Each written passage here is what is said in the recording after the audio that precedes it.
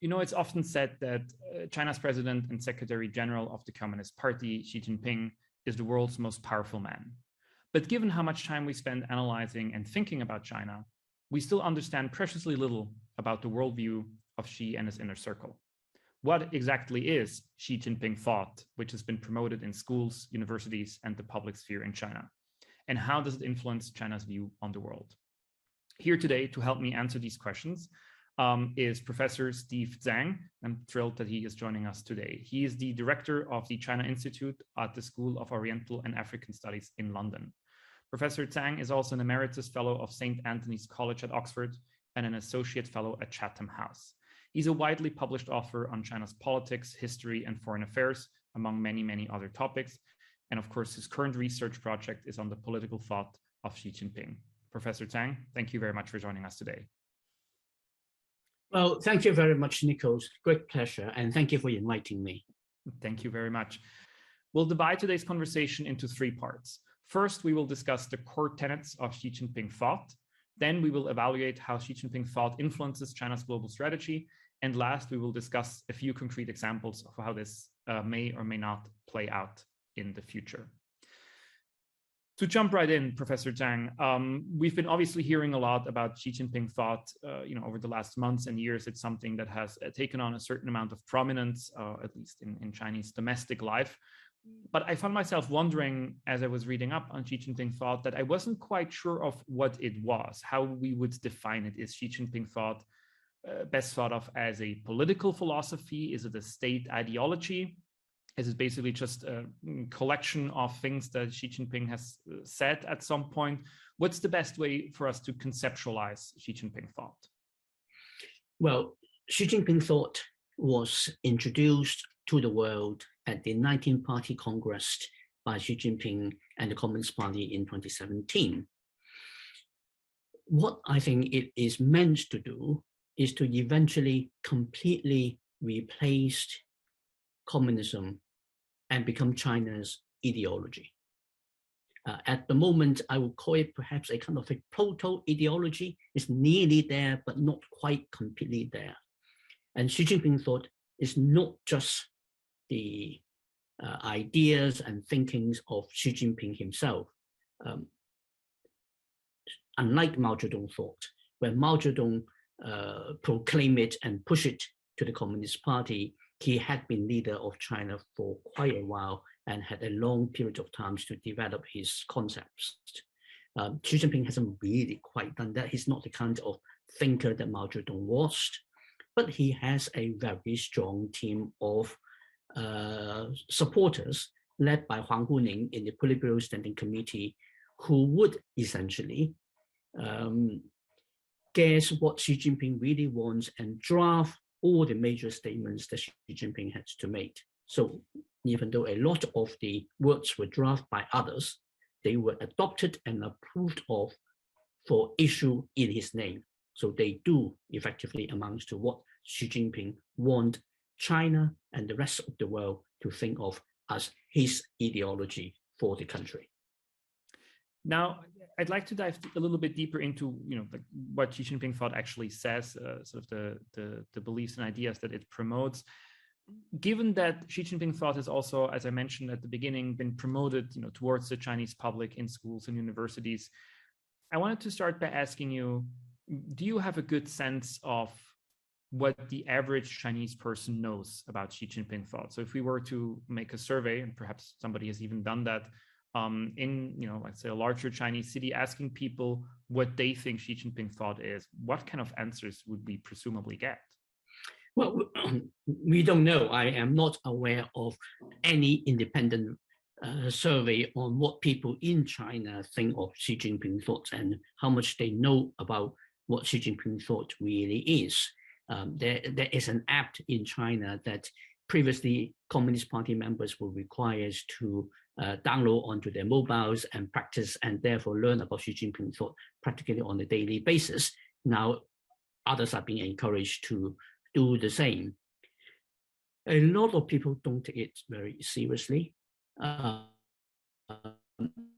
think we have to take it very seriously. Xi Jinping meant what he says. But we are also in a situation where we have in Xi Jinping, a leader of a very, very powerful authoritarian state who is very thin-skinned.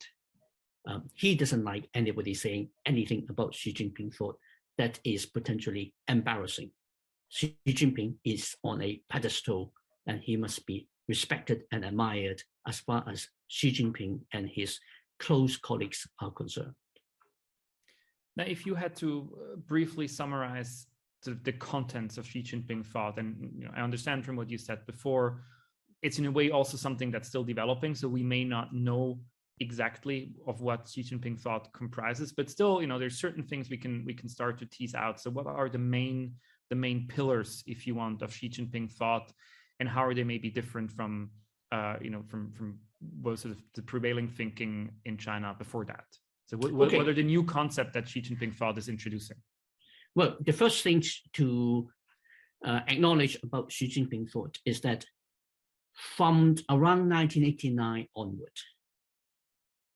old-fashioned communism effectively had collapsed as an ideology in China. And even though leaders like Jiang Zemin and Hu Jintao continued to refer to the party's commitments to communism or Chinese socialism or socialism with Chinese characteristics, very few people in China took that seriously.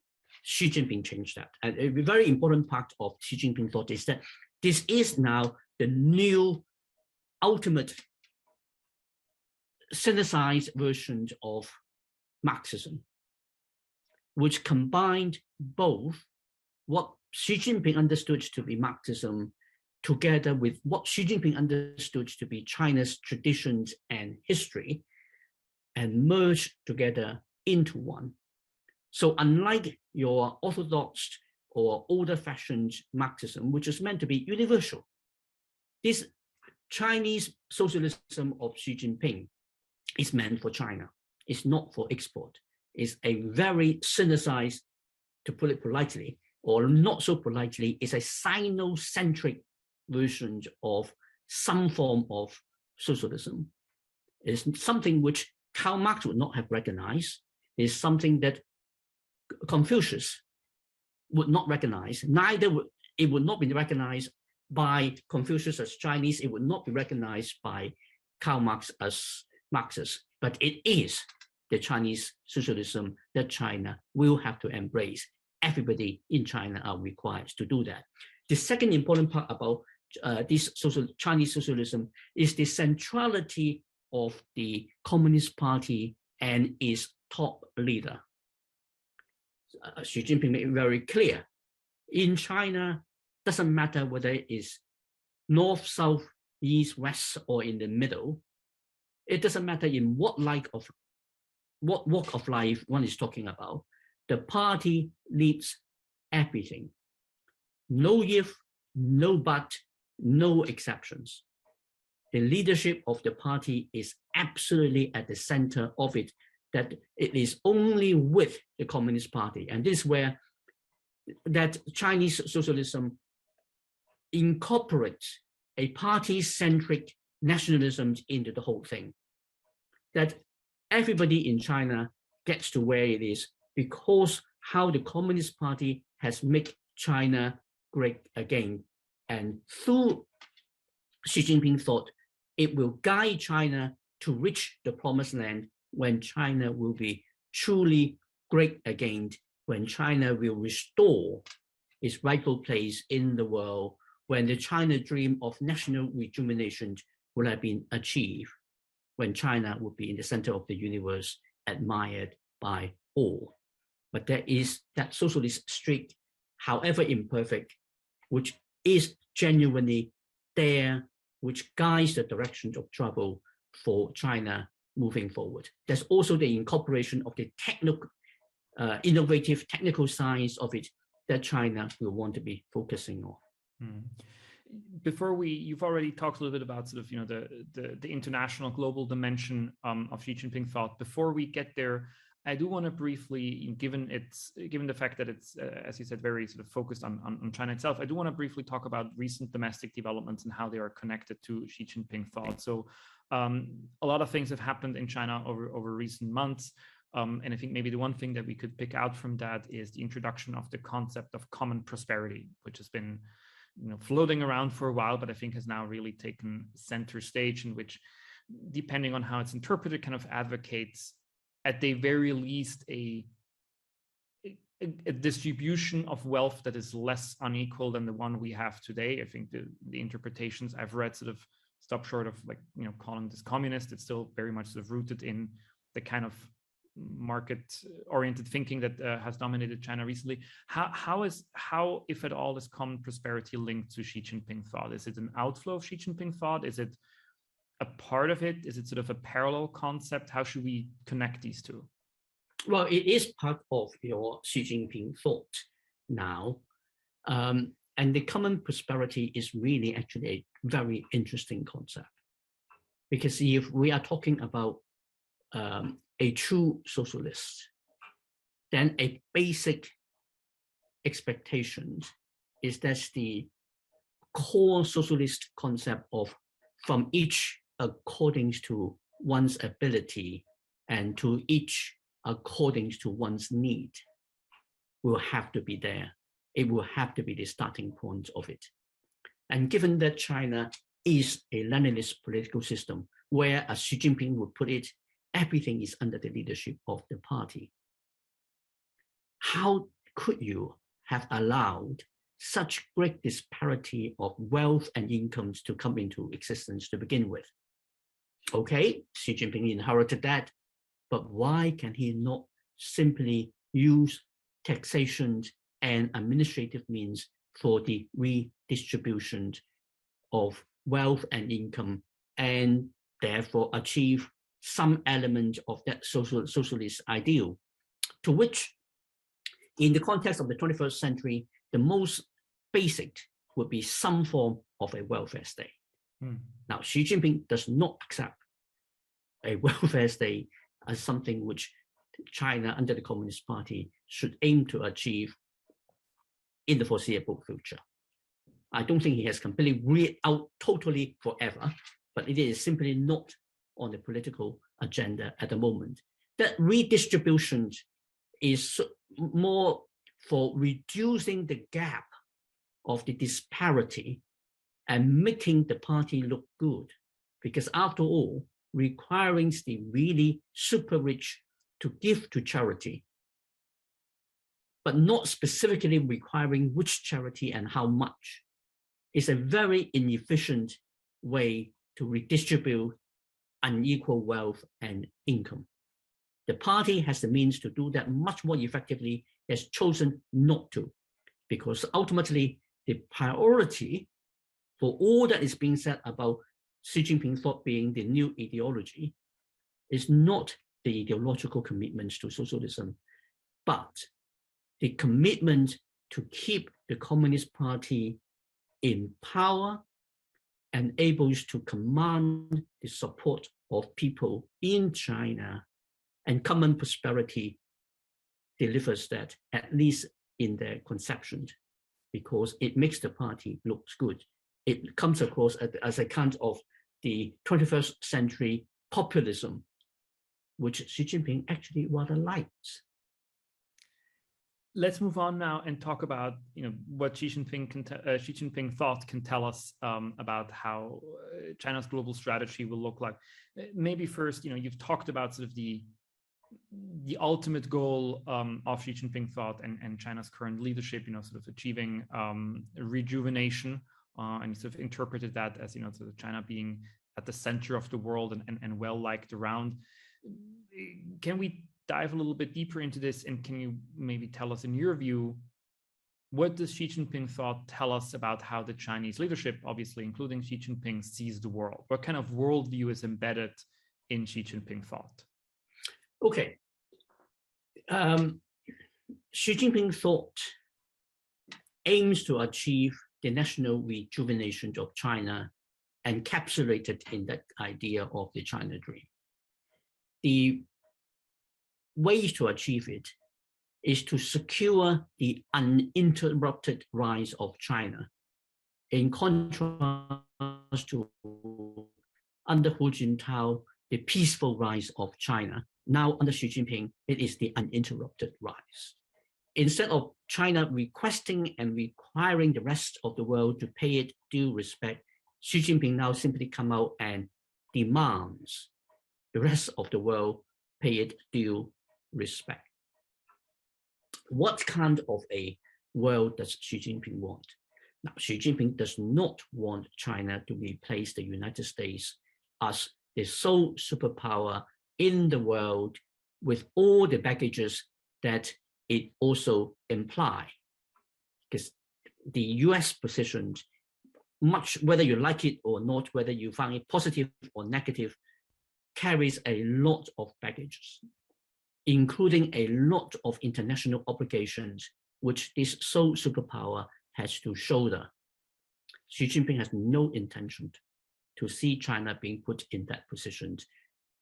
Xi Jinping's concept is a kind of a return to that mythical, traditional Chinese concept of a 10 Shah, all under heaven, when China was that mythical celestial empire, that China, by its superiority, both of its political systems and its culture and civilizations, became practically the center of the universe to which every other country would look up to, respect, and admire. Because when he talked about the points of reference for China's greatness, we are looking at the height of the empire of the last imperial dynasty in China, empire of the Manchus, the Qing dynasty. Or going back a bit, then you have your Tang, or you have your Han, or your, indeed, the very first Chinese emperor, the first emperor of China, Qin Shi Huangdi. I mean, those were the kind of models that Xi Jinping would look up to. It's a bad interpretation of history. History was a bit rather more complicated than that, and that all under heaven concept with the rest of the world all looking up to and admiring the emperor of China simply was more of a mythical construction than historical reality. But Xi Jinping has had monopoly of the truth and history. His version of history is now that is being taught in China. What I find very interesting, and wanted to pause on for a minute, is that what you're saying is that if we look, if we were to try to place China's ambition on a spectrum, where on the one end you have, like wanting to rule the world, becoming a US-style hegemon, and then on the other side of the spectrum, we'd have, just being content with having domestic stability, but not wanting to exercise any influence internationally at all. What you're saying is that China not so much is seeking to place itself somewhere in between those two poles, but it's actually seeking to go like almost on a different dimension of what you described, kind of as this mythical place where it's where we have a situation of Tianxia, where China kind of like rules, but not by sort of by exercising direct power, but just by sort of being the focal point of the world. Is that sort of, would that be an accurate summary of what Xi Jinping thought encompasses? Pretty much. I think what we have to bear in mind is that often we look at China using Western intellectual methodologies and Western concepts and Western experience as benchmarks. China under Xi Jinping doesn't do that. China engages the rest of the world on China's terms, doesn't want to engage with the rest of the world on Western or other people's terms.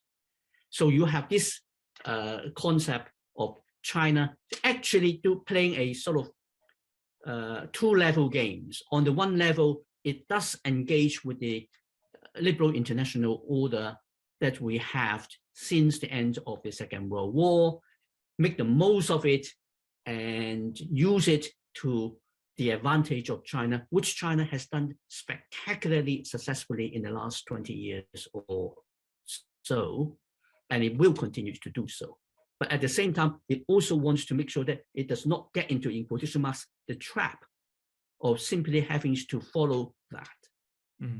So it wants a different way eventually to engage with it on the basis of the existing order, modifying it rather than completely changing it.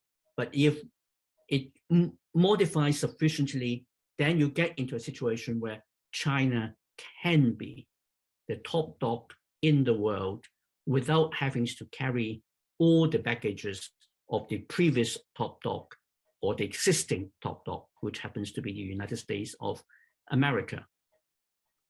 And that's why I think that's sometimes US-centric colleagues looking at it as China just trying to squeeze America out, replacing America, or your Thucydides trap concept gives a slightly distorted impression of what the Chinese government wants to do, which also provides a basis for the Chinese government to say that, no, this is not what we are trying to do, which in a sense, they are right. That's not what they're trying to do. They're trying to do something else. Where you have pretty much this similar result would be that it means ultimately that China expects and wants to be the top dog. Now, whether it will ever get there is a different story. I'm simply saying that that would be something that Xi Jinping would be rather comfortable with. Professor Tsang, one thing that I wanted to ask you about is there's often this conversation about China being a reformist or a revisionist power, and you've also written about that, and I think it sort of fits neatly into this conversation we're just having now, because these terms are sort of being used a lot. I think it would be helpful also for people to get a quick definition. So what do we mean when we describe China as either reformist or revisionist? What's the difference between these two states? I think when we talk about whether China is a revisionist power, we, on the one hand, is contrasting it against whether that is a status quo power. China is not a status quo power, but a revisionist power would be expected to go and change the rules.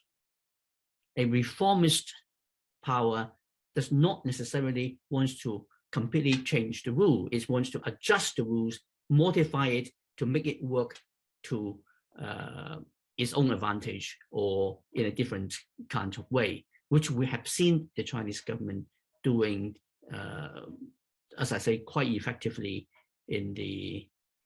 particularly in the last decade, but I would say a bit over the last decade. It goes beyond Xi Jinping. In fact, it really is closer to more like 20 years.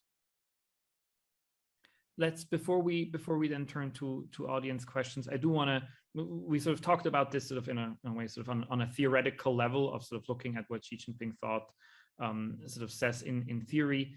Let's apply this now maybe to a few examples, and let's try to play through or think through what an application of Xi Jinping thought, the way you have laid it out, would really mean. And I think the one thing that we certainly talk about, which because it's on a lot of people's mind, of course, is the case of Taiwan.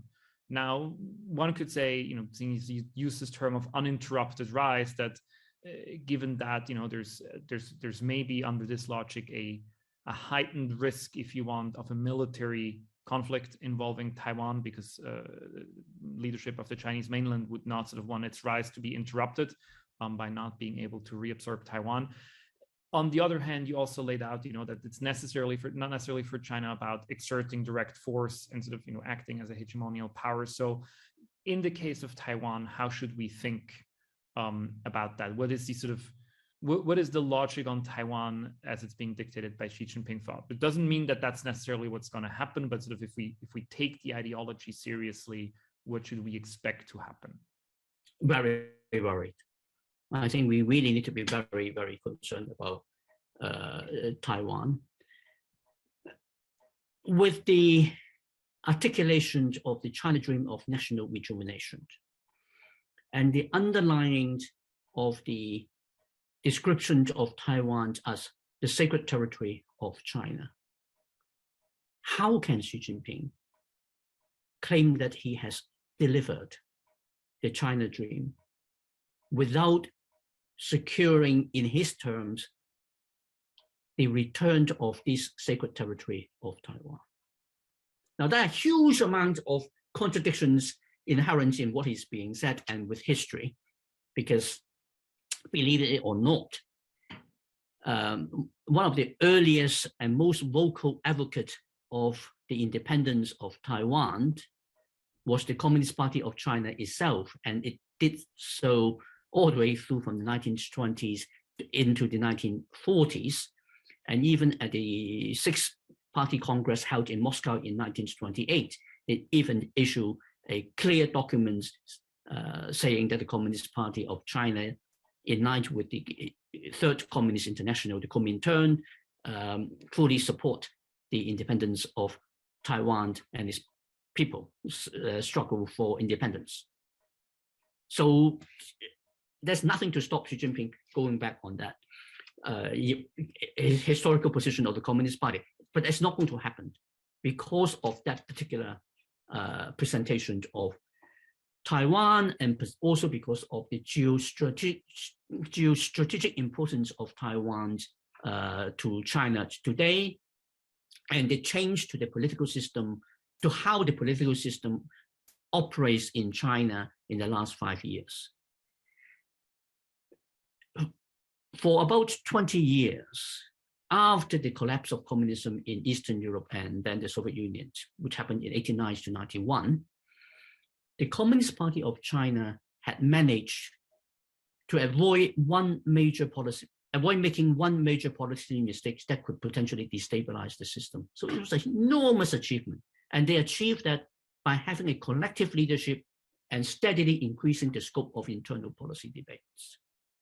All those changed at the 19th Party Congress of 2017, when Xi Jinping effectively put a close to collective leadership and internal policy debates. Now, the Politburo Standing Committee, the Politburo, and the Central Committee are all echo chambers. Who amongst the military and other political leadership in China would dare to contradict Xi Jinping and challenge him over Taiwan? So there's nothing now to stop Xi Jinping going for Taiwan. So that is something which is going to be very risky. And if that should happen, it means pitting China and the US on opposite sides of a military confrontation. It means completely disrupting the global supply chain. China and Taiwan, both independently and collectively, are the two most important parts in the global supply chain. So even if the rest of the world are not involved, a military confrontation between China and the United States over Taiwan is going to cause economic upheaval globally. So this is something that we have to make sure that we can effectively deter Xi Jinping from trying to do so. If not, then we will be looking at a crisis, the like of which we have not seen since the end of the Second World War. Thank you very much. Let me now turn to some audience questions. And again, to the audience, please keep those questions coming. We'll make sure that we can answer as many of them as possible over the next 15, 20 minutes or so. Let me start by one asking about what Xi Jinping thought means for the Chinese tech sector. And the way the question is phrased here is that obviously the tech sector has been under pressure. References here, Jack Ma being of Alibaba being effectively silenced, but also mentions that sort of the, let's say, stronger global adversity that we often see vis-a-vis China is a little bit of a problem for a Chinese tech sector that still, sees vast potential in expanding globally and globalizing its products and standards. So how should we think about the trade-off between these two things of sort of a state ideology that tries to be more assertive, that sort of tries to focus everything towards China, but also its economic need in the tech sector, but maybe also elsewhere, of not just continuing to engage with the world economically, but trying to sort of export to a certain extent own products and services? Do these two things eventually end up in conflict with each other? Well, innovation and technological advancements are very important parts of what Xi Jinping wants to promote in China. And here he also wants to make sure that the innovative and technological advancement capacity of China are not at the mercy of the West or other foreign countries. He wants China to be both independent and indeed a leader in both. Now, the difficulty here is that while that is very much a priority, the very, very top priority in Xi Jinping's China or under Xi Jinping thought is to maintain the Communist Party's leadership and control in China across the board. Nobody, no company, no sector is allowed to challenge that. So we had, in effect, a situation where the tech sector were being given a lot of scope. It was, if you like, the equivalent of the Wild West for a long time in China for development, and you had the emergence of giants like Alibaba and Tencent and Huawei and the rest of them. Now, among all those, Huawei was a model company for the Chinese government.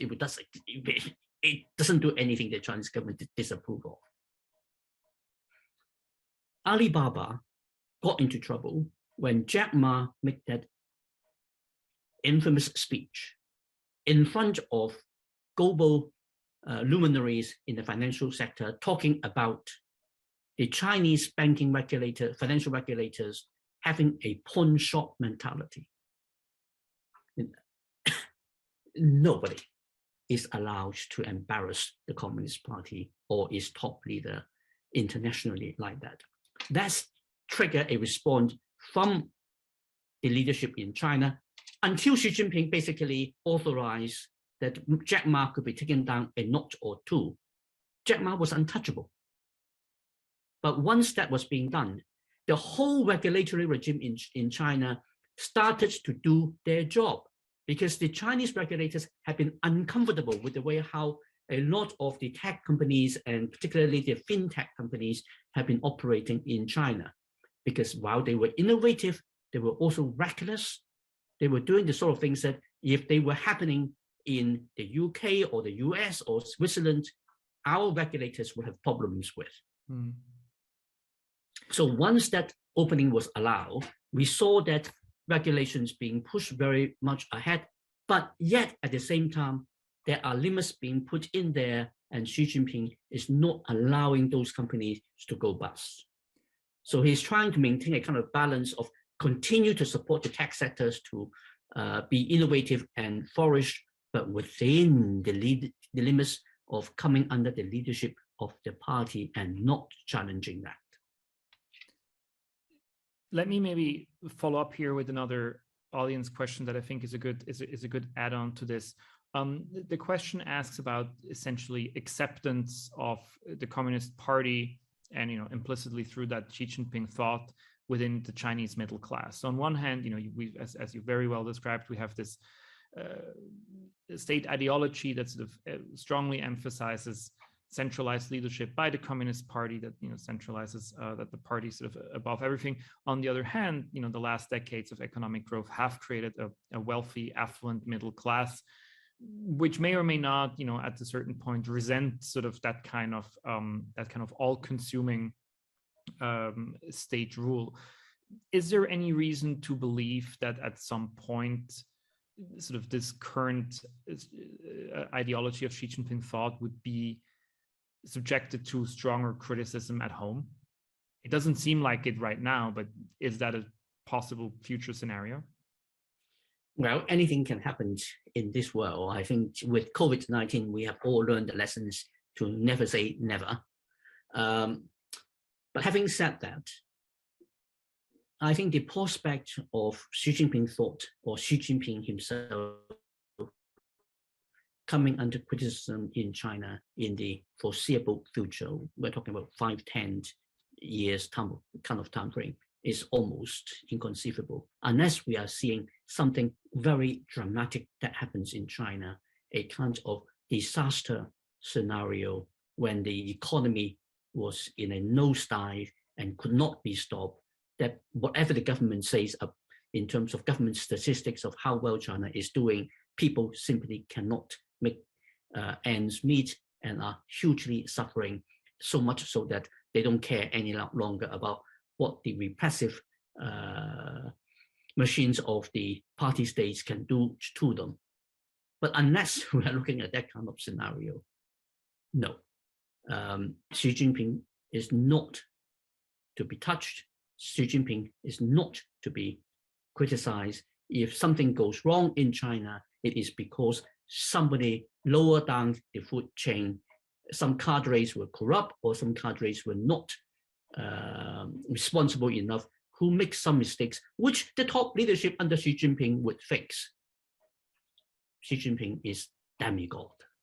In this conception, he cannot be wrong.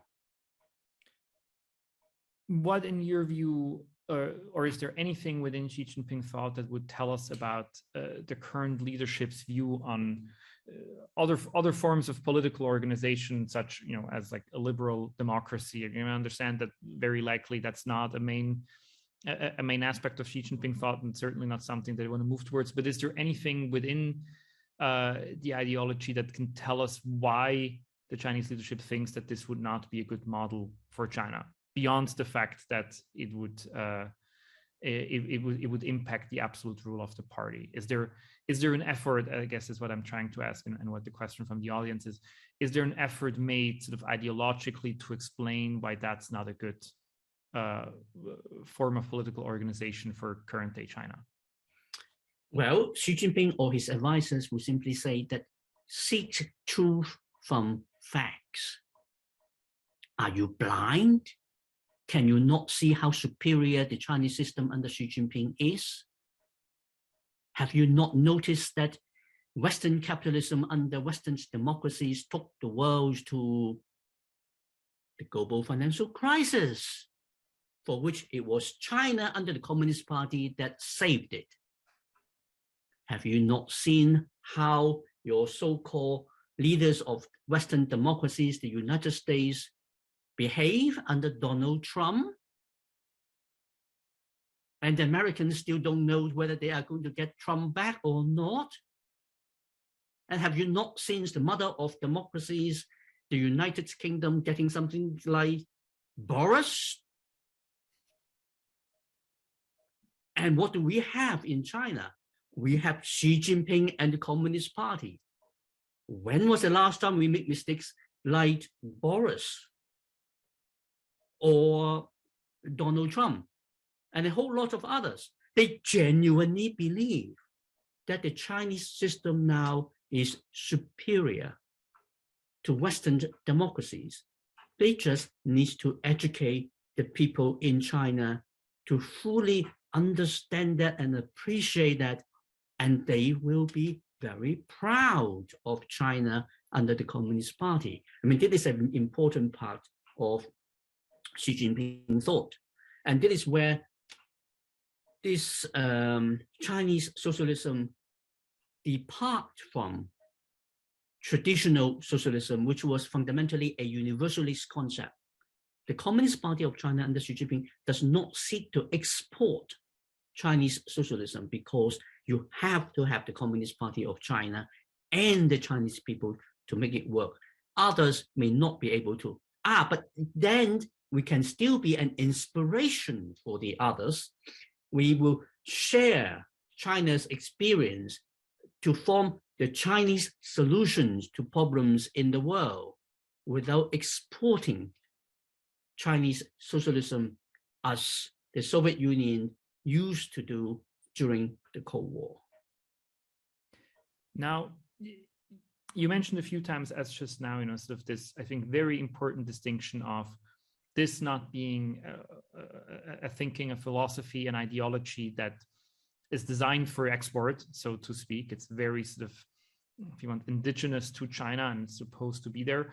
At the same time, as we've discussed, it does have certain ramifications for how China interacts with the world. And given this sort of idea of China being the center of everything under this ideology, what is the best strategy for other countries, other nations to interact with China, right? We're in an interconnected world. There are global problems that need to be addressed, and they can only be solved if China is a part of the solution. Of course, climate change is as first among those, but pandemic response was probably going to be a close second. There are many others. So, assuming, sort of understanding Xi Jinping thought correctly, what would it tell us about what the best way is to productively collaborate with China in areas where productive collaboration is a necessity? Well, I think there are two things here. One is that diplomacy is needed the most when we need to engage with people or countries that do not agree with us. Diplomacy is less in demand among friends, it's more in demand among non-friends. So the more that we see China as being competitive with us, the more we require diplomacy to engage with our eyes wide open, because they have the same approach. They are not naive, they are not stupid, they know what they want to do, and they now have built up a huge amount of capacity to support what they try to do. The second bit we need to bear in mind is that we are not in a new ideological confrontation with China as we were during the Cold War between the so-called capitalist world of democracies and the socialist world of communism under the Soviet leadership. That era is gone. We are not getting to return to that, but we are in a beauty contest. The beauty contest is between whether the democratic systems are in the long term better for people, or whether the kind of very efficient autocratic neo-totalitarian system that China has is more able to make things better for people. China is not exporting Chinese socialism, but Xi Jinping's foreign policy is to make the world safe for authoritarian states. A world that is safe for authoritarian states is a world less safe for democracies. And let's also be realistic that vast parts of the world are neither democratic in the way that Western Europe and North America are, nor are they very efficient autocratic system like what China is. Most of them are somewhere in between. Which size they see as better for them is something that they will make judgments on the basis of what they see. So if Western democracies continues to be in the kind of trouble with the producing irresponsible and very bad leadership like the Donald Trump administration or the Boris Johnson administration, we are not going to be able to compete successfully with China, and we will not be able to engage with China on terms that we would like to in order to resolve some of the shared global challenges and problems. We will only have that leadership role if we can persuade the rest of the world, and indeed China, that we are worth listening to.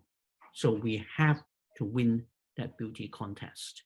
We have to put our own house in order. We also have to acknowledge that this very Sino-centric approach of Xi Jinping's to both domestic politics and foreign policy will fundamentally weaken China's efforts to build up its soft power. And we have to allow scope for that effect to play out. I mean, hypothetically, think about this.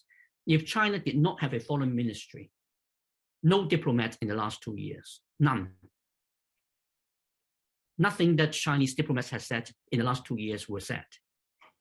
Will China not today enjoy a higher international standing than it actually does today? The unleashing of wolf warrior diplomats has done far more to damage China's standings than anything any Western political leaders has managed to do in the last 2 years. We should learn that lesson too. I think, let me just say before we move on, I think that's an excellent thought experiment. I had never thought about it this way, but I think that is actually a very good way to think about it. Also, as we sort of continue to observe China's diplomatic behavior.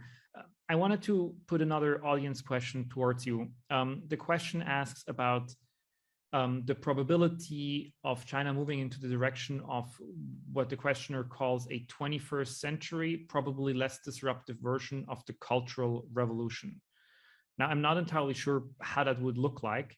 So let me maybe broaden the question a bit to asking, what are the chances, what's the likelihood of Xi Jinping thought and the changes it brings with it of seriously and possibly adversely affecting everyday life of Chinese citizens? Because one could argue that so far Xi Jinping thought has had preciously little impact on the daily lives of people in China.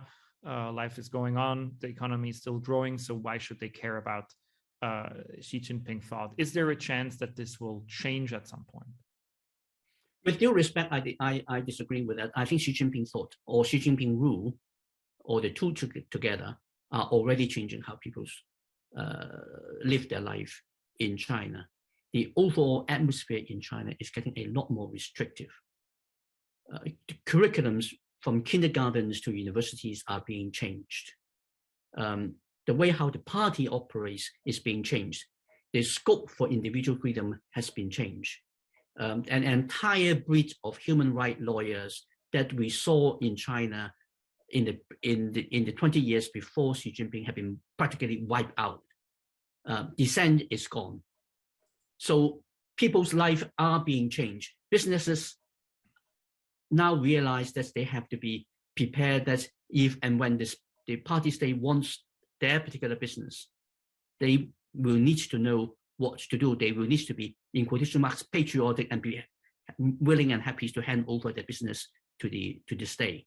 Now, all these are significant changes. But will Xi Jinping bring back a kind of a cultural revolution in the 21st century context? Now that, I would say, no. This is where Xi Jinping really is very different from Mao Zedong. He's not attempting a Maoist restoration. Mao could be very undisciplined and willing to accept and embrace indeed chaos. And Mao did destroy the Communist Party in the Cultural Revolution because he basically threw a tantrum. Xi Jinping is a very highly disciplined, arguably perhaps the most disciplined Leninist in the Communist Party's history in China. The Leninist is about party and party discipline. The party is right at the core of everything Xi Jinping wants to do. He will not turn on the party and risk destruction of the party and therefore the instrument with which he needs to deliver his China dream. And the Cultural Revolution was a Maoist attempt to achieve Maoist vision for China at the expense of the party, not a kind of prospect that Xi Jinping would even contemplate.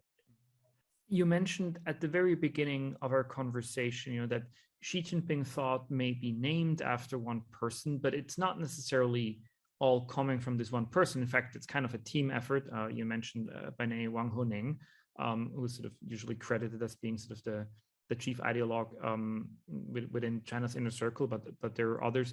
So given the fact that Xi Jinping thought is not flowing from this one person, how should we think about the often discussed fact that Xi Jinping is very likely to be reelected for a third term in a little less than a year, and there's no clear view on how a succession, should it at some point become necessary, would play out. So is the centrality of Xi Jinping thought in Chinese political thinking and increasingly also daily life going to make it eventually harder to have an orderly succession after Xi Jinping leaves?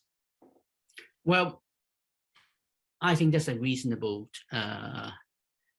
projection that you are making on current trajectory. The